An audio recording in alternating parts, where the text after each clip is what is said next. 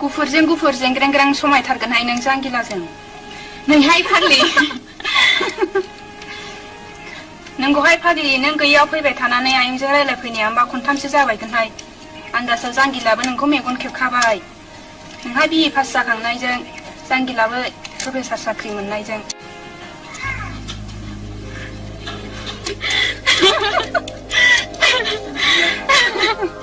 गार फाग्लि आया बावदोंहाय। फाग्लि बायदि मालायजों दा जंखायबाय थाथाहाय। खोनाबा खमफि दुखु मोनगोन बे। दानियालाय गोसोसिखौ हमजामारबाय होनब्ला जांगिलानि दुखु दाहाखौबो मिथिनो रोंबायब्लालाय आरो माथोबाव बाथ्रायानो गैला। खालि खारस'नायनिल'सैसो। नैहाय फाग्लि मालाबा बिदि होननानै एसेल' बुंदे नों। आं गासिबो मिथिजोबगौ जांगिलादि नोंखौ बेसेबां अनो होननानै। नाथाय नोंहासो दाबो आंनो मिथिहोआ। माखौथो मिथिनांगौ जाखो नोंनोलाय? उनावसो मिथिगोनहाय नोंखौ। थादोहाय गोबाव जाथारबाय।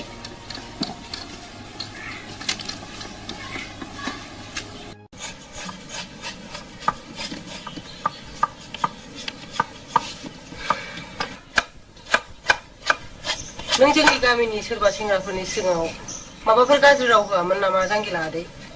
आं सोरखौ गाज्रि बुंनो मादै? आंथ' रावखौबो गाज्रि होनाखै। नङा, गामिनि सेंग्राफोरनो माबाफोर बुङामोन नामा होनदां? आंथ' बेखौनो दावदाव गरखिया होनदों नामा? जांगिला थाफैनानै गामिनि सेंग्राफ्रा गाज्रि जाजोबथारबायनो होननानै। जेरावबो हाबला हुबला दा खालामथारसै दे आदै। ए मादै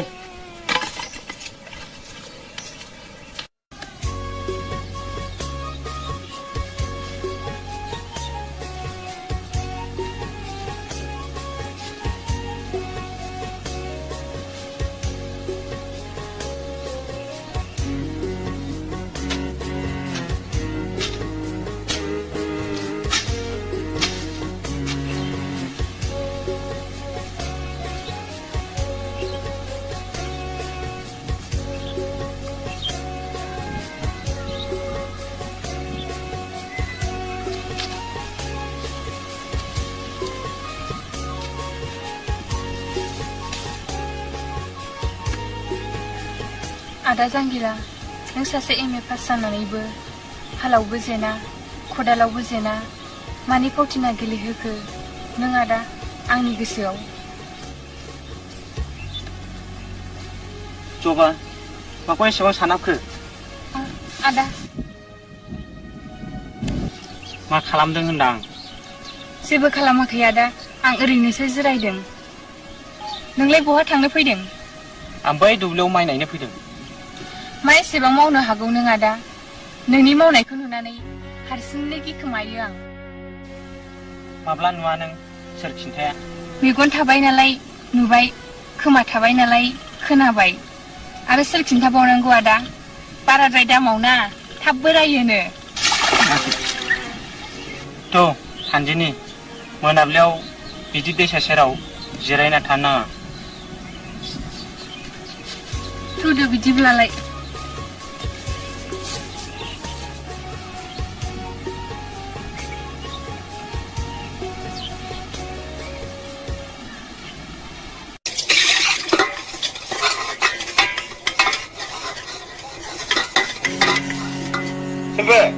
Sembe? Ayo! Asyik Magli. Fakla बोरनाया मा फाग्ला बोरालाय दा? हाबि बेरिया मोखां गंसे माने जोफबजोबनानैलै लासिंसिंनो। मावफेरा दिनैलाय मानो मावबाय नाङासै नोंहालाय? बे खिजानाय दाहोनाफ्रा दंग'खौनो एवा, दंग' एवनाय आंहासो नै मोखां गंसे माने बेरजोबजाखबलायबाय। बे खिजानायफोरनि बेथनखौ गासिबो दानजोबगोन आं।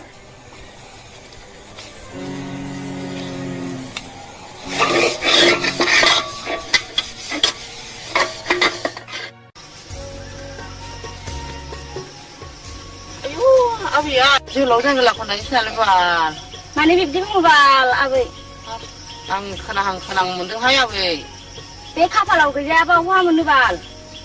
मा जागोन सानसे समाव खाफाला गेवोबा माथो जाखो? मालाय अख्रांनि सनानि हाथरखिखौलाय साननायलाय सानदोंमोनहां आं आबै। देग्लाय न' बारनो न'आवनो थानोनो बाथारबाय आङो। हा दे खाफालाव गेवोबा जागोन देनांफोर। गायखांबा फुखांबा थांबानो जाबाय ब्लदनो। लाय होनबाथ' दानो थांथारहाय आं आबै दैज्लांबाबो। मालाय आंखौ मोजां मोनानो हाय आबै हनै जबाखौसो मोजां मोनोनो आयु जांगिलाया होनबा जबाखौसो मोजां मोनो होनलाय आयु दासो मोनथिदों आबैया मालाय हाबायानोबा जालायलांसै थादोहाय आबै मालायनि बाथ्रा रायलायबानानो आंहासो हाबा जानो रोंनाय नंलाहाय दे थाङो मा होनबा आंबो एसे खाबावनोसै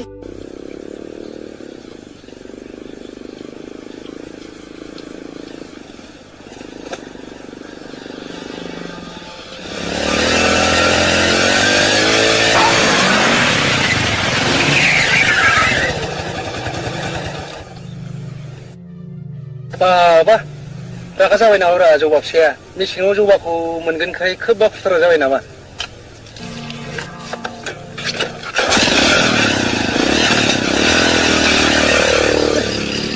नोंखौसि मोसौ आखुनि मानसिखौ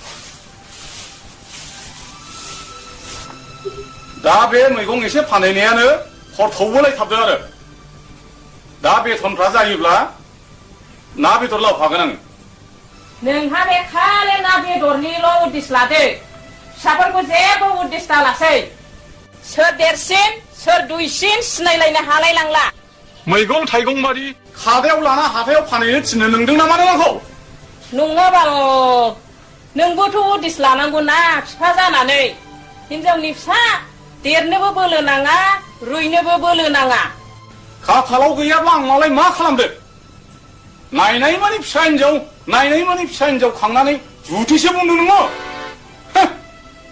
बाथ्राखौ मोजां बुंबा बुं नङाब्ला हले बे बाक्सा सावसुबग्राया ओरैबायदि होगोन आं एखेबारे थल्ल' थिंद्रिं गजोबगोन मोनथिनानै लाखा एथि फिसा हिनजाव गोदानल' उजिथों होननानै आं जोनोम होदों नामा बे जाम्फै बुस्थाव हालमाजिनाव थाफैनाय सेंग्राखौनो रायथिथावफ्राव मा लांखामफ्राय बुंबाय आङो खोमाखौनोथ' लाखायाखसै नोंथ' नोङो मालाय बे एम.ए. पास जालायनाय सेंग्राखौ बे दिन्दां राजाया बे गन्थंखौ जिंखिया बाराव एब्रेनानै बे नोंसाजो मोजांफोर खोन्दो खोन्दो मेट्रिक फेल जाग्लिनायखौ जासिनांगौ जाबाय आङो बाथ्राखौ मोजां बुंबा बुं नङाबा ओरै होलाय बाक्सा सावसुबग्रा थल्ल' थिंद्रिं गजोबगोन मिथिबाय गासिबो दायखौनो आंनि सायावल' होसै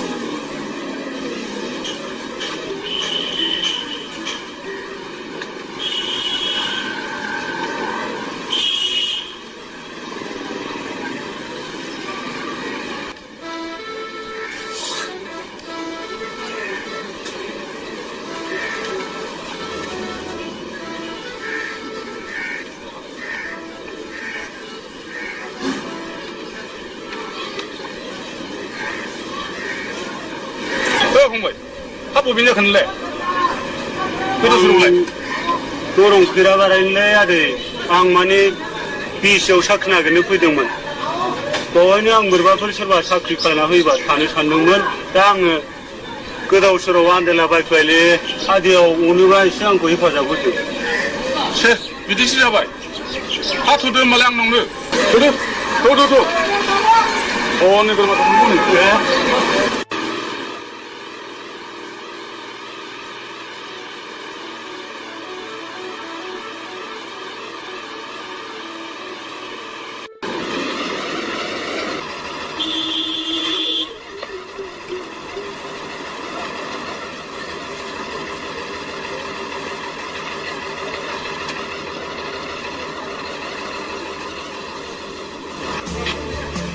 बेसे गोजान दंबावोबा बारा गोजान गैलाबा गामिया बेनो हले सान्दुं गोसाथार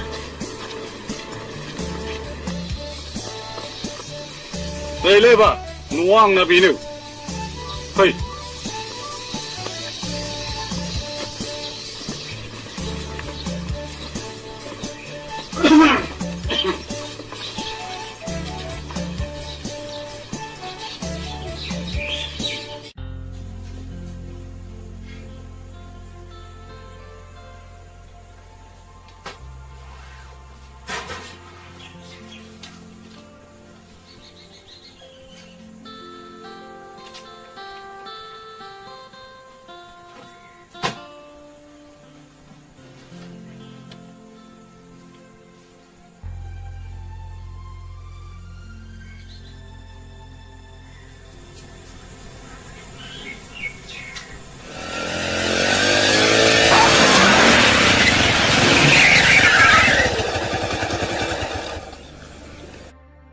बाबा रागा जाबाय नामाब्रा जौबा फिसाया मेसेङाव जौबाखौ मोनगोनखाय खोब बाखुथारा जाबाय नामा मेगन थाबाय नालाय नुबाय खोमा थाबाय नालाय खोनाबाय आरो सोर खिन्थाबावनांगौ हा एसेबां मानो मावो होनबा आदा नों बारा दामाव थाब बोरायोनो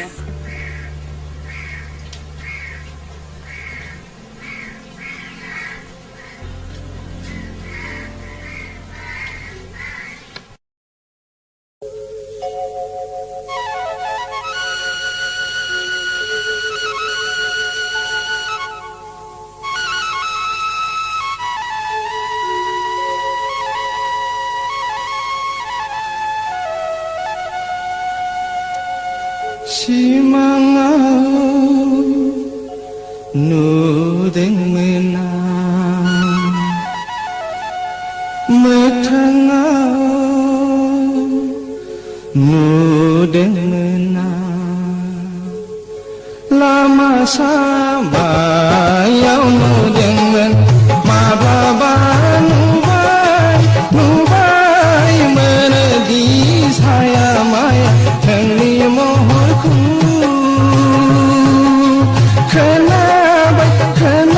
खोनाबायमोनदि रोमै रोमै नोंनि गारांखौ नोंनि गारांखौ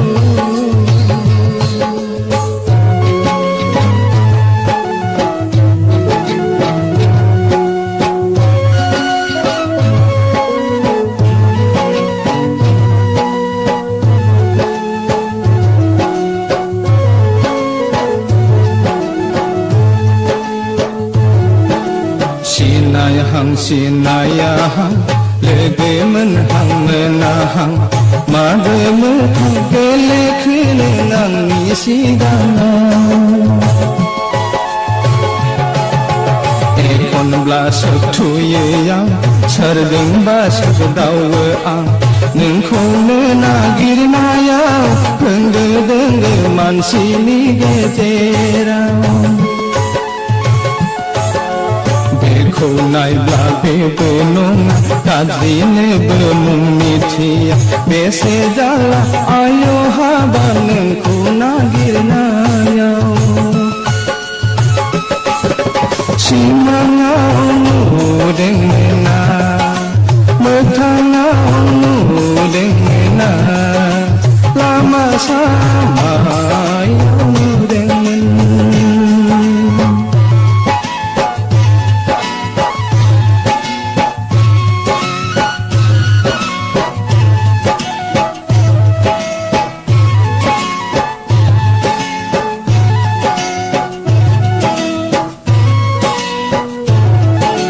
सिख्रि जाना बिबार बिबार दाउ जाना हाग्रा हाग्रा नागिरो आं नोंखौनो मालाय हाबाय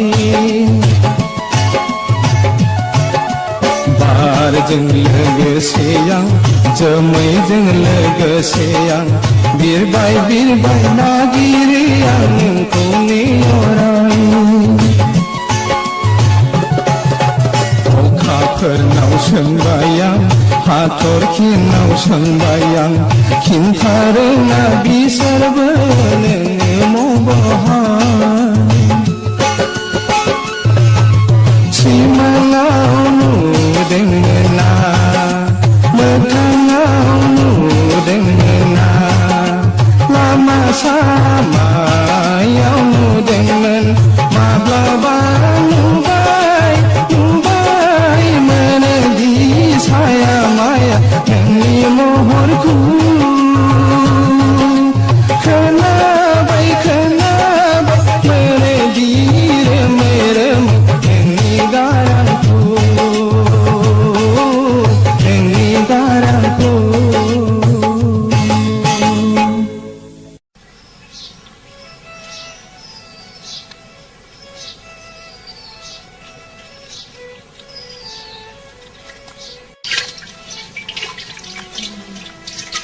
लाखाबाय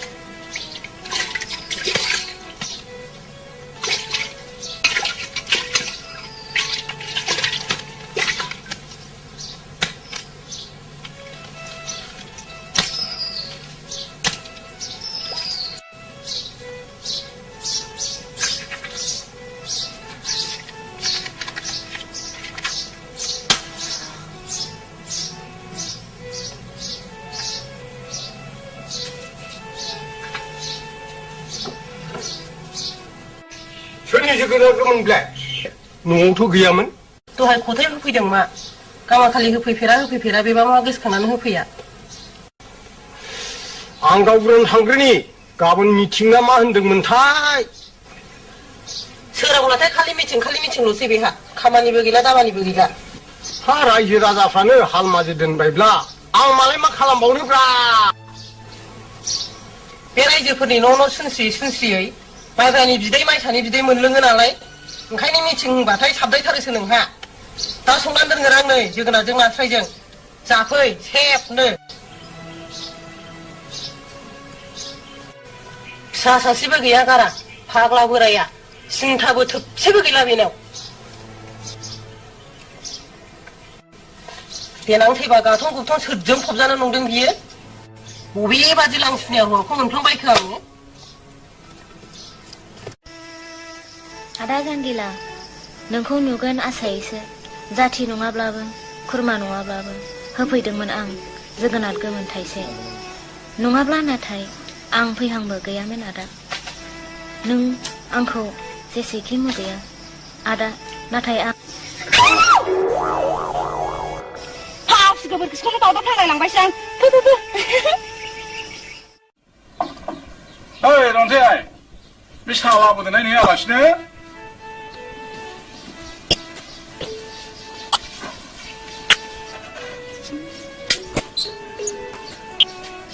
लोंदोबा दानो साहा गुसु नै आफा साया लोंदो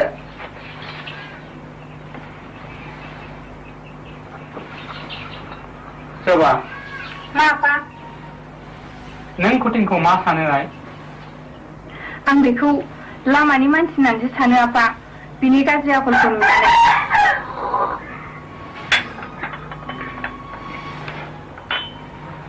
नों नोम्फाखौ फोलादों नाय हयथ' नोंनो हरथेंनो सान्स होदोंदां आफा नेवलायनि रागा जोंनायखौ नेवलायासो नुब्लानो सिनायो नङाब्ला नों बोरै मिथिखो बे कटिंनि आखलखौ आफा नों आंखौ फोथाय ओरैनोब्लाबो आं कटिंखौ नुब्लानो रागा जोंखायो जिनिसखौ नुजेनब्लानो मोदोमाव साबोन फुवाब्लानो बे जिनिसानो मोदोमाव गारायबो जानो हागौ आइ आं मथे सिथ्लाबावगोननि नंगौब्ला हले नोंखौ फिसा साबा गोनां बालन्दा हौवानो हाबा हरगोन आं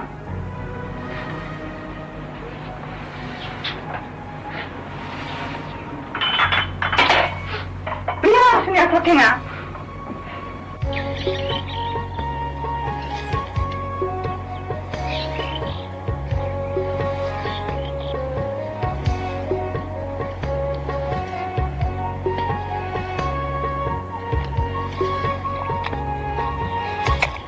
बहा थाङामोन आदाया बाजै लाब्लानो जासै आदाया सोरखौ लानांगौ हिनजावानो जोबो आदा बिखानि दरजाफोरखौ फांथेना दोनबालाय सोरथो हाबनो हानांगौ खोथाफोरखौनो होग्रोबाया नालायथो गावहा देनां लागोन मा नै आदा गय जानोबा आं जाथ'वा मा गामाखालिलाय माथो जायोमोनलाय आं जानो बादों जबा होनायखौबासो जागौमोन होनदो आरो हटेल आं मिथिबाय आदा बिफांनि जबा बिबारा नोंनि गोसोनि दालायावनो बारग्लांबाय नाथाय सोरनिबा अननाय लैथोमायाव बालाहामानि दुंहा बारगारबाय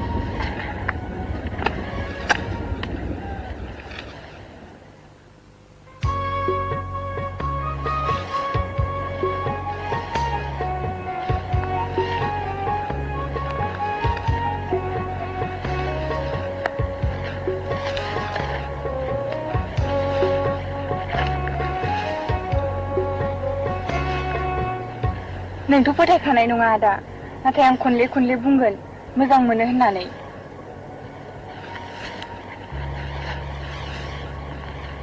बिस गोनां लेवारखौ बिखायाव अरहोनानै गाराय खालामनानै लानाङा ना जबा बिफांनि बेलायावसो बिबारा बारो आदा हा सिङाव बारा आं दि नोंखौ बेसेबां मोजां मोनो आरो आं बबे रावजों खोन्थाबावनो दुखु दाहाखौ सहायनानै थानो नोंबो गोब्राब मोनगोन जबा आं मिथिगौ आदा दैनि सिङाव अन्थाइ थायो नाथाय नुनायाव समान नुयो अन्थाइयाबो दैजों गोरोबनानै थानो हायाखै आरो दैयाबो अन्थाइजों लोगोसे गोरोबनानै थानो हायाखै नाथाय बिब्दि होननानै नों आंखौ गोरोबनानै थानो हाया साननो नाङा ना आदा